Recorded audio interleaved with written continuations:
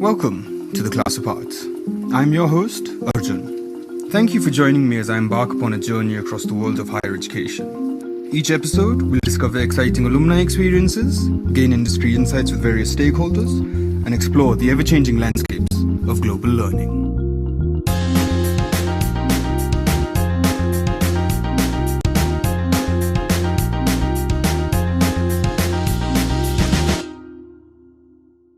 Hello everyone and welcome back to another episode of The Class Apart. For all of you that have tuned in before to previous content, thank you very much for your patronage. If you haven't hit that subscribe button though, please do, please don't forget. For all of you that are tuning in for the very first time, welcome, much appreciated. And if you enjoyed today's content, please do hit that subscribe button. Today's guest is very interesting and brings a unique perspective. I'm very happy to have had the opportunity to have the conversation with him. But without further ado, Mr. Aditya Bhattacharya. Hi Aditya, thank you for coming onto the show. I appreciate it a lot. How are you doing? Thanks, Arjun. Thanks for having me on. I'm doing quite well. Just trying to kind of continue to make my way through life in Europe. So, thank you for coming on the show. I mean, as I mentioned earlier, I saw your post on LinkedIn and I understand that you've had quite a unique experience living in France. So before we get started, I just wanted to ask, which university did you go to and why did you decide to study in France? So I just graduated from Sciences Po Paris, which is better known as the Paris Institute of Political Sciences. And I came here for my undergrad, so it's been 5 years. I did 3 years of the undergrad, and then I jumped straight to the master's, which is 2 years here. And I spent in between a year on exchange in Belgium. Wow, that sounds like an amazing experience. It was, but the reason why I ended up in France was a combination of factors. Mainly, the big contributing factor was that I wanted to have the American dream, but it wasn't at an affordable price, let me put it that way. And I did not want to have to make my parents pay up a lot of money for a university that I wasn't going to be happy getting into or trying to transfer out every year. Mm-hmm. So I decided to expand my search to go beyond the US and the UK. I looked into universities in Canada, I looked into universities in Singapore. And around that time, I had heard of Sciences Po before, but it was very vague because when I had joined school the year before, there had been a delegation of an MUN team that had gone to an MUN at Sciences Po. Mm-hmm. So the name had been registered in my head, but then I realized that the year I was in, when I was in the last grade of high school, they had actually come to the school to do a presentation about the university. Mm-hmm. I happened to be out of town on an MUN, ironically, so I missed that. So I kind of circled back to my college counselor at the school, and she said, "Well, if you're interested, we can set something up." And so I did their application, and I got a call back for an interview in Delhi. It was interesting because it was actually quite late in the year, so I had actually done my interview 2 months after graduating from Doon. Yep. And so at this point, it was kind of all or nothing, and eventually it worked out. That sounds pretty awesome. So from what I gather is that you were looking to go to the USA and then you kind of ended up in France, but after reviewing your options in Canada, Singapore, UK, etc. So it sounds like an international education was always on the cards. There was no kind of option to study within India after you finished high school. Well, so the reason why I also was looking abroad from the start was because I was very set in the subject matter that I wanted to pursue, which was either a major in history, economics, or political sciences, or a combination, if possible. I also applied to a lot of liberal arts colleges, and my undergraduate education was somewhat of liberal arts experience. Okay. So the question to me was, if I stay in India, I would want to go to a Hindu college or St. Stephen's. Mm-hmm.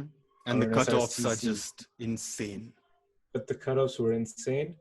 And coming out of my exams in March, I knew that I had done well, but I knew that I I was not sure that I had done well enough. And so I actually got my acceptance decision from Sciences Po the day before our ISC results came out. Mm-hmm. And so when I saw the email, I was over the moon, but my parents were like, we'll know tomorrow where you're going. So the deal was that if I did well enough to get into one of these universities, that's where I would go. Yeah. Wow. Yeah, definitely. I mean, see, this is the kind of thing that I also kind of observe. I mean, I gave you a little bit of insight as to what I do for a living. And I mean, I hear a lot of students complain about the cutoffs in India. And to be very honest with you, this is definitely from personal bias, 100% from my personal bias. I do feel an international exposure is a lot more of a learning curve and provides a lot more understanding than you would get from a domestic institution, just for natural and obvious reasons. So what course did you do at Sciences Po? So the undergraduate, like I mentioned, is somewhat similar to the US model, except that how it works at Sciences Po for the undergraduate is that you do 2 years. So you do 2 years in one of their campuses, at one of their campuses in France. And the third year you do abroad on exchange entirely. So when you graduate, you're actually no longer in France technically. And so how it follows the US model is that the first year you don't have any majors. You just do a plethora of different courses. You do introductions to everything. So my first year, it was basically a mix of constitutional law, history, and economics. Okay. And then the second year, you choose a major amongst them, but it's just one more course, and you still have compulsory courses on the side. So it was the same 3 major fields with more specialized curriculum, more specialized subject matter. Yeah, exactly. Wow, so that's constitutional law, history, and economics. Yeah. What did you take in class 11 and 12? I took IST Humanities. Fair. I always thought I might go the humanities route, but then I decided to go IB. Yeah. Well, actually, IB was my first choice, but because I wanted to be able to have the option of going to DU if it ever was made available to me. Yeah. That is a discussion I had with my parents, because I did take I took IB for the half semester that we have in the beginning of S form, and I quite enjoyed that. But I also knew that if I wanted to be rigorous in the academic requirements of IB, and if I wanted to pursue all the extracurriculars that I wanted to do while I was still at school, it would have been very difficult. Yeah. So, as I said, very unique option to go to Sciences Po. So if we kind of look at it from a very macro perspective, you've graduated, you're living in Europe now. I'm assuming you must kind of be fluent in French at the moment. But from a macro perspective, straight off the bat, it's kind of a yes or no question, but obviously feel free to expand. Did your university meet your expectations? Overall, yes. Like you are correct. I actually am fluent in French. I still hesitate to say I've mastered it, but I know it. I speak it well enough to work bilingually, and so that is not something that bothers me. In fact, it's something that is one of the things that I'm grateful for, because having gone to a university in an Anglophone country, I would probably never have picked up another language. Yeah. And even if you do take language classes elsewhere, you're not immersed the same way we were here. So learning by immersion, that's one of the great things. One of the expectations that I did have was to learn French somewhat. In that respect, my expectation was exceeded, because all throughout I've had the opportunity to take great language courses. Yeah. And actually, I even started learning Spanish. So that's one of the great things. Linguistically, it was a great experience. In terms of academic rigor, it was interesting because before I had gone on exchange, I felt like I was not extremely challenged. Okay. But that was more because I never put since graduating high school, I never put the same kind of academic pressure on myself that I used to. Wise. So I felt like I was doing above average without exerting too much effort. But then when I went to a university in Belgium for my exchange, And because I was on exchange, my attendance wasn't required. So I was rarely in class, and I was still getting the kind of grades that I used to get. So I realized that actually my university was more rigorous than I gave it credit for. And when I started my master's, I realized that that is because it is a university that is designed to give you the best of both. So Mm-hmm. it is both an academic institution as well as a professional placement kind of institute. Mm-hmm. And I don't mean that in the negative sense. I mean that it's part of their philosophy. Mm-hmm. So I have had as many courses taught by policy researchers, career professors, and full-time professionals. Okay, so it's And not a so placement in that, the sense like in India when universities guarantee placements, it's like, okay, I'm definitely going to get a job. Not like that. no, they will give you the best possible tools. If you know Mm-hmm. what you want, even if you don't, I didn't know what I wanted, but I still, just going to a class of someone who's, where very often, like in my master's, I focused on European affairs. Mm-hmm. And so every time we'd have certain classes, our professors would literally be coming in off the train from Brussels. So it doesn't Okay. get much more hands-on than that. It's very typically European to kind of, Yeah. Yeah. so, we had people who were briefing us on about how policy decisions were made in the government, how competition law authorities operate, things like Mm-hmm. that. Researchers telling us about how in-depth economic analysis needs to be if you ever want to do a PhD. So in that respect, I think I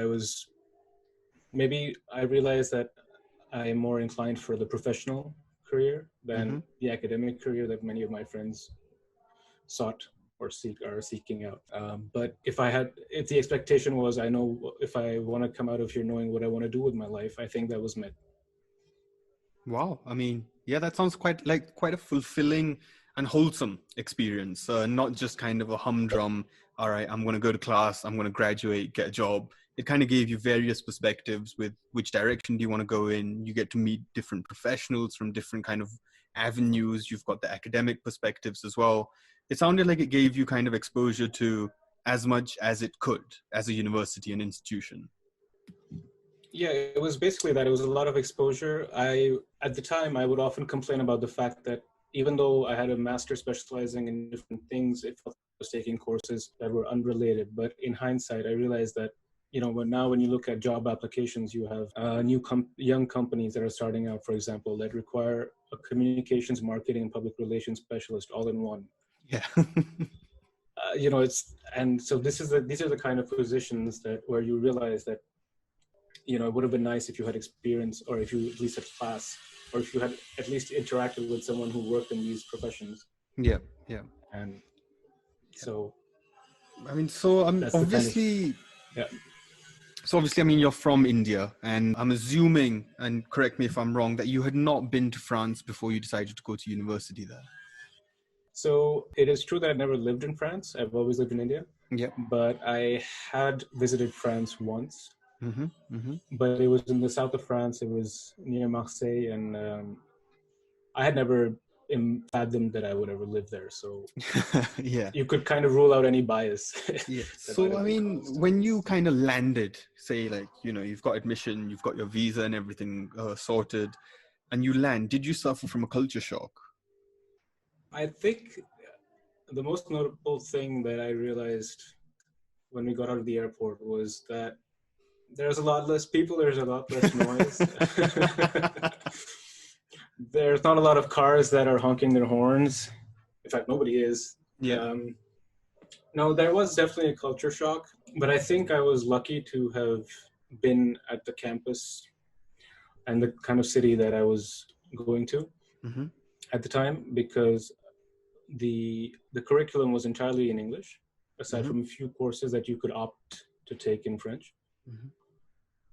And I was surrounded by people who had a minimum level of English in terms of my teachers and my classmates. Mm-hmm. So there was a culture shock, but there were enough people around who noticed that all the international students were having this culture shock, and they were accommodating enough to kind of, walk us through it. And they actually invited us to tell us, they kind of got us to open up about ourselves and asking us to explain why this felt so strange to us. Yeah. So, I mean, the support system that the university provided with your peers and even the faculty at university sounds like they did a great job. Well, I think the peers definitely they held up their end of the bargain, I guess. In terms of faculty, I think sometimes it was kind of tricky because how it works is that the main university is based in Paris, which is where I did my master's, but the undergrad was in a city called Le Havre in Normandy. And so most of our professors were commuting back and forth from Paris. So they didn't really have office hours that were accessible to us. So in that respect, it was kind of challenging. Yep. And I don't recall having us, like we had a doctor who was affiliated to the campus on the first year, but it was only in second year that we began to have her come in-house, and that we had a psychologist come in. Okay. So I think they were kind of slow to getting with the whole movement towards ensuring better mental health for university students. Definitely. So in that respect, I often found that we were only opening up to each other. And while it was good to at least open up, in hindsight, I don't think we were in any position to give advice or make recommendations. If I give you one of my examples, it might help in context with the next question. But I mean, where are some of the places that you can identify where you struggled? Like one for me was that, in school we weren't allowed phones, and suddenly you're at university. I have a bank account, I have money coming in and leaving that bank account, got money budgeting issues, you've got technology issues. I mean, it was just kind of a little bit overwhelming initially. So where are some of the kind of identifiable places where you did struggle and you had to kind of, pull up your socks and just deal with it? Well, I definitely agree with the idea of being responsible for your own finances. I think that was so much of a struggle, as it was a constant weight on every decision that I was taking at the time. Yep. Because the year would start, I'd pay off my rent and things, and then I'd be like, well, I have all this money. What should I be doing with it? Should I be spending it while I can, or should I be saving it up? And I realized that after 5 years now, for the last year and a half, I've been interning and doing my class at the same time while living in Paris, which is a much more expensive city. But in terms of net spend, I'm spending less than I was when I was living in a cheaper city with more resources. So I think definitely budgeting for yourself is something that should be taken seriously, especially if you're someone who came here on a scholarship like I did.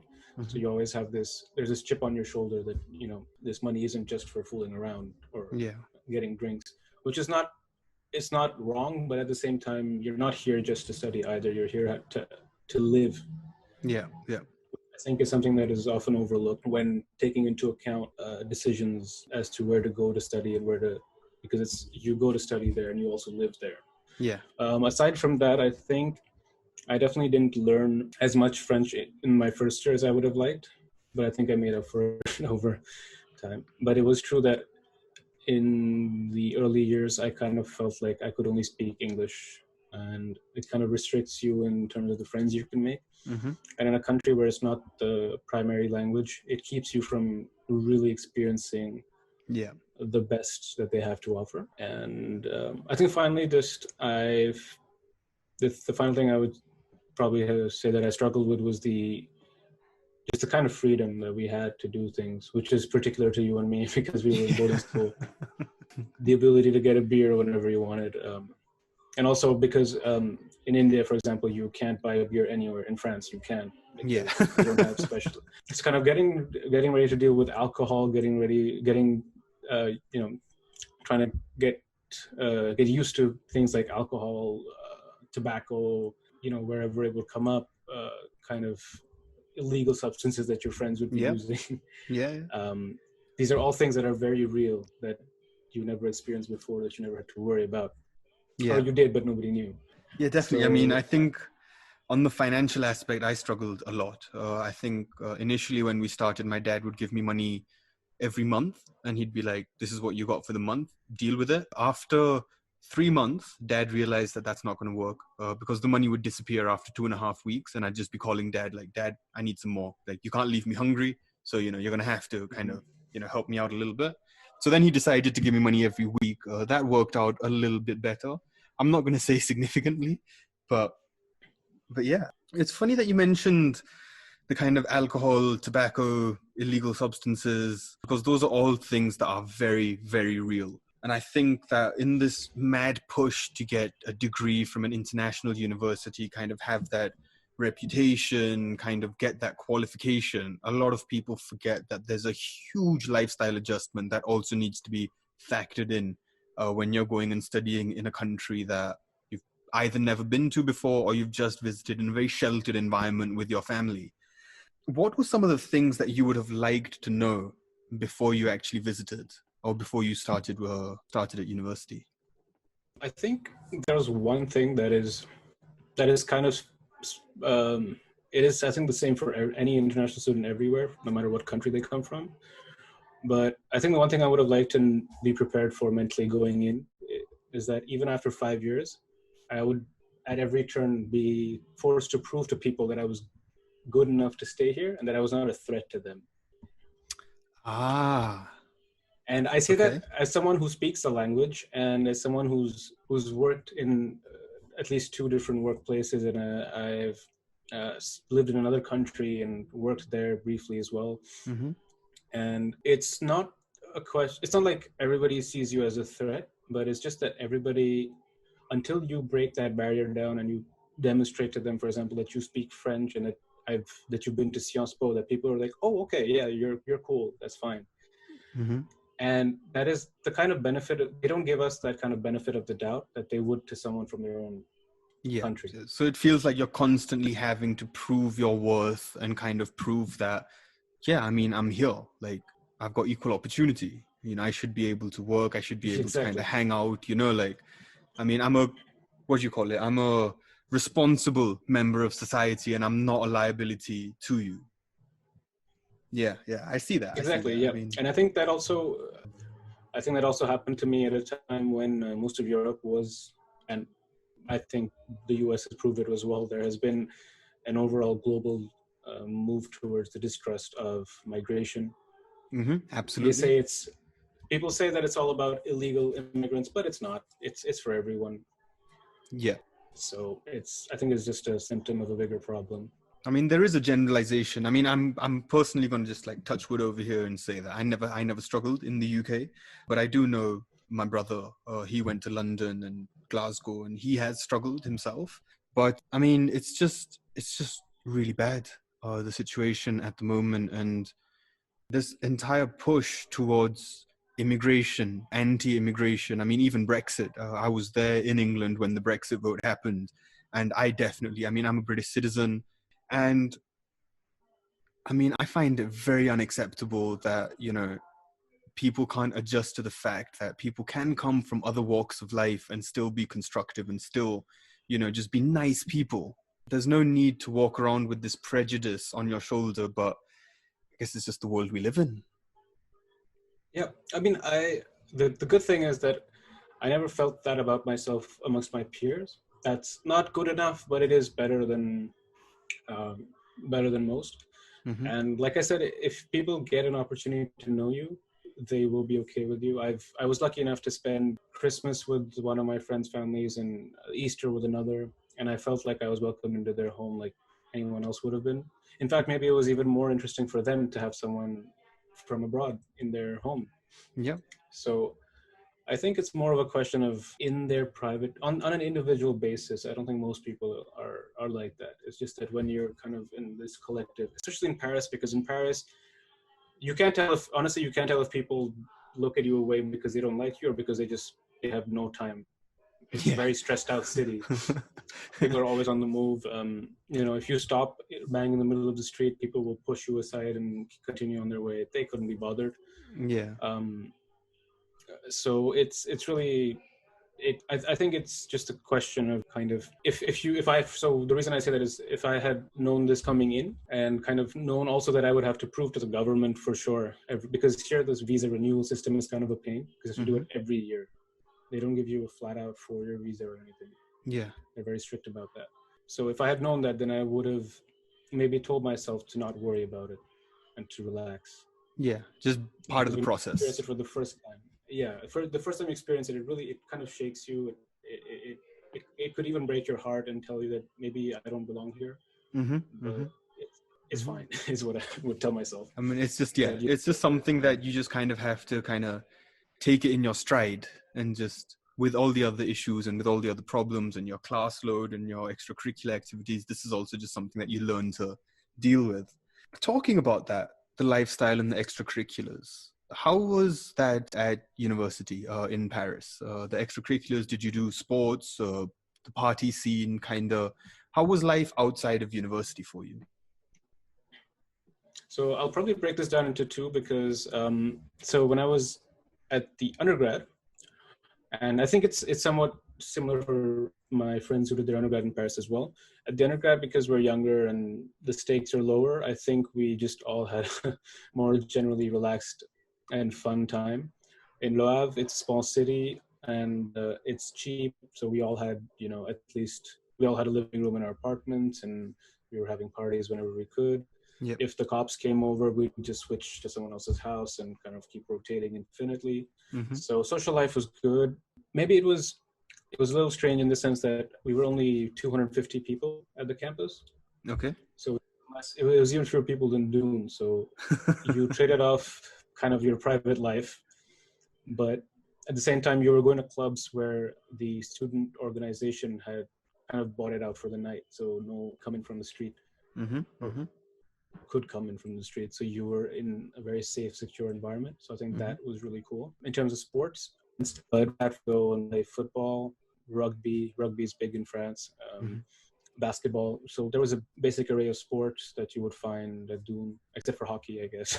Yeah. They had that in Belgium, so that was really nice. But sports were good at the undergrad.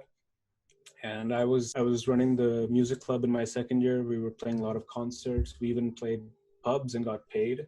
Wow. Well, we had to give that money to our student government so that they could continue the club, making us play, let us play concerts. But so the 2 years in Le Havre were pretty good. I tried to continue that to some extent when I went on exchange to Belgium. And then I found myself in a city that was purely student. It was just students. Most of the land in that city was owned by the university, and it was a rich Catholic university, so they had the best facilities. I was playing sports 3 times a week, playing music at least once a week, and it was Belgium, so pubs were infinite and open forever. So undergrad was great. In masters, I found that masters was basically moving to Paris, and so it's kind of a layered procedure of kind of letting go of things. The first was that Paris is expensive, and house parties are great, but you're no longer in a situation where you can do a house party everywhere and all the time. So house parties, I've been to maybe 3 or 4 that I didn't host myself. So they became a lot rarer. You go more to pubs, and you gotta go during happy hour, otherwise it's gonna cost you a fortune. So you finally get around to doing the adult thing, which is to drinking in a bar. So it was not a big step down. Sports, I tried to keep up, but it was harder because the Paris campus, you have to sign up and kind of make actual you have to put away a slot in your timetable. And my problem was that I always had class when they would propose. They only had 2 slots a week. So I ended up playing 5-a-side soccer with my buddies. And it was not as fun as I used to have when I was doing training for like teams and things, but it was still a good way to stay fit. And in terms of music, it was a bit of a letdown because they didn't really have kind of a similar approach for the campus here when it came to getting us places to play or kind of even getting us a rehearsal room.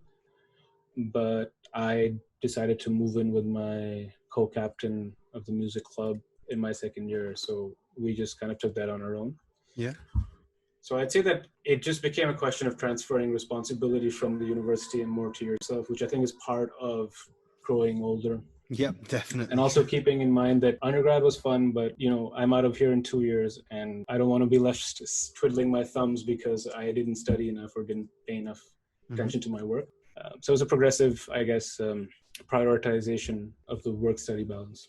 Yeah, definitely. And I mean, that balance is something that I think is very important as a skill. I advise parents and students pretty much on a daily basis. And it's always the academics that everyone gets hung up about. And I'm like, well, bigger than the academics, there is a life skill of just being able to balance. I mean, the more you grow, like you get married, you have kids, your job responsibilities increase, you buy your own car, you rent your own flat, just the responsibilities are forever increasing.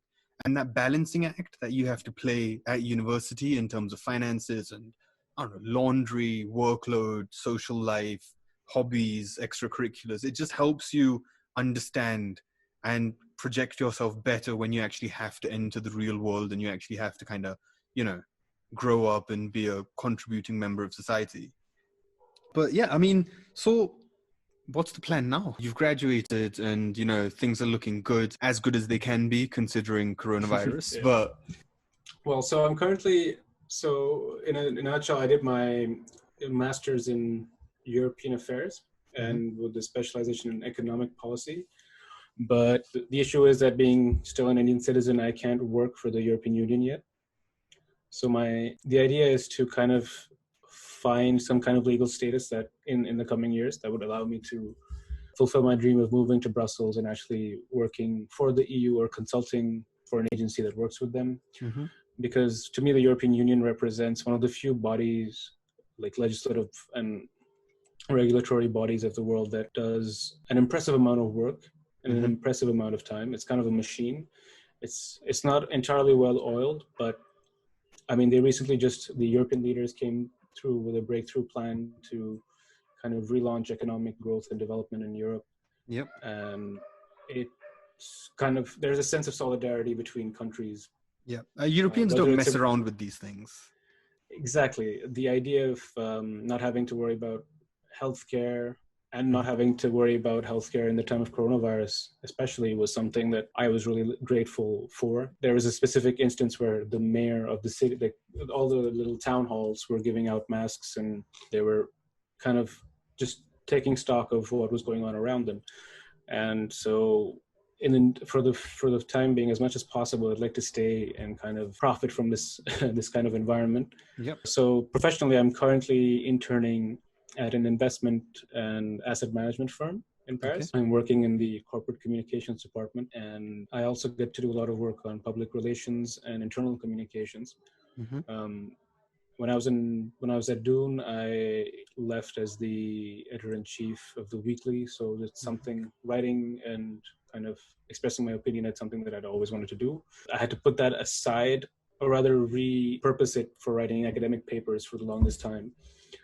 But now that I'm back working in a kind of a free defined role, I can still continue to draw on those skills and work on establishing better communications, whether in this case it's between the firm and the client, or in the future it's between the EU institutions and its stakeholders. So I think in sum, the idea is to use European affairs and my experience in communications to kind of get to European public policy or public affairs, and kind of get to be part of the somewhat well-oiled machine that is the EU, and give back to the society that has given me so much.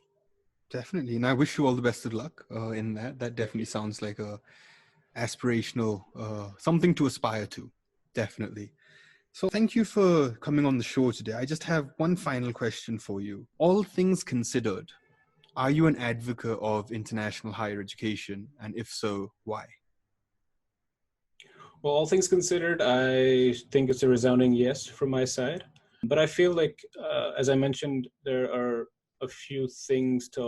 lot of things to keep in mind, but a few things that are super important to me, which will explain why I am an advocate. One, I think the financial aspect of it cannot be ignored. And so I think if you are someone who wants to study somewhere, and who wants, rather than approaching it as a question of studying somewhere, I think it's a question of how you want to study it and the kind of freedom or the rigor that is attached to it. That is what led me to choose Sciences Po, because I was sure that in my first year I would get to experience everything. And then as each year passed, it kind of became like a funnel where my choices became more obvious So I think you kind of have to identify these kind of these universities that will let you take a lot of decision making, but also tell you when to sit down and listen. I think that is harder to come by in India. I think there are a lot of great private universities. There's Ashoka University that I considered as well, but at the time I felt like it was too young. But so the first question is kind of identifying what kind of curriculum you want to study. And then, of course, is to find which universities are best for that. And then if finance is an issue, then there's a third layer, which is kind of generosity and seeing how much their endowment is, which influenced my decisions in the US as well as to come to Sciences Po. And so the availability of financial aid at the university was a big factor, which actually brought my tuition down to lower than what I would have been paying at a private university in India. Wow. So, of course, cost of living was a different question, but still. Tuition, if we just say tuition, it was well covered. Then I think another major thing is the fact that you have to live somewhere. It's obviously hard to tell when you're dreaming about going to, I don't know, New Haven and studying at Yale. But, the first thing when you say to an American or someone who lives in the area about New Haven, they'll be like, Yale is great, New Haven is different. Yeah. And so it's the same for a lot of places.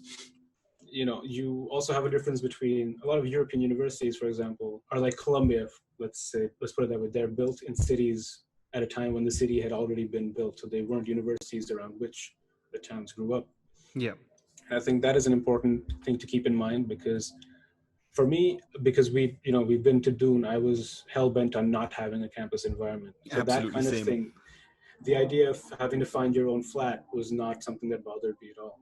And when you go to, I think, at least my sister went to Delhi University, so the only experience I have of an Indian university is from that.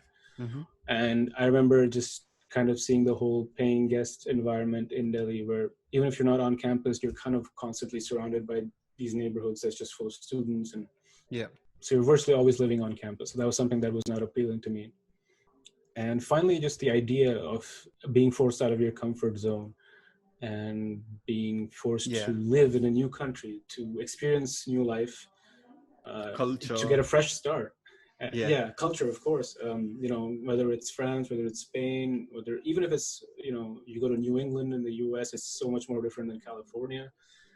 You go to Quebec or you go to Ontario, huge differences there. So even within countries, you have these major differences. So, it's basically an extremely valuable opportunity to go abroad, learn something, not at any cost is my recommendation, to get it at a reasonable cost, and to know that the only thing that you will be getting out of it won't be just a degree, but also a plan on how to go forward in life, and also the experience of living in a new country, and to know that you can hack it. If you can hack it here, you can hack it anywhere.